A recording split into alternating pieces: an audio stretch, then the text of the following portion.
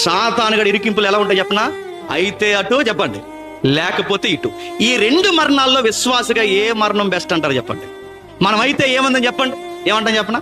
సిగ్గులేదు ఈ మధ్యకాలంలో చాలా మంది. ఏమంటాం చెప్పనా?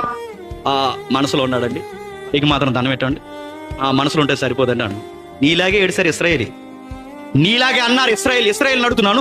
ఇశ్రాయేల్ బంగారు దూడను చేసినప్పుడు ఆ దూడకి కెమోస్ అని పేరు పెట్టలేదు, ఆ దూడకి బయలు అని పేరు పెట్టలేదు, ఆ దూడకి మిల్కోము దేవత అని పేరు పెట్టలేదు. ఆ దూడకి ఏమని పేరు పెట్టారు చెప్పండి? యెహోవా.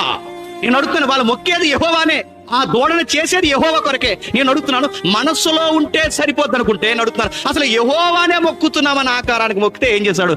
మెడ తొడ దూడకి వాళ్ళకి నరికి పాడేశాడు. వాళ్ళు చెప్తున్నారు దేవుడికి తెలియదంటే ఇలాంటి చట్టాలు అనిపిస్తున్నారు. ఆయనకు సర్వము తెలుసు. పొట్టికాయలేవో గట్టికాయలేవో నిలబడే గింజలేవో ఎగిరిపోయే పొట్టేదో తేలిపోవాలి అంటే ఇలాంటి చట్టాలు రావాలా వద్దా? మనం వద్దంటాం.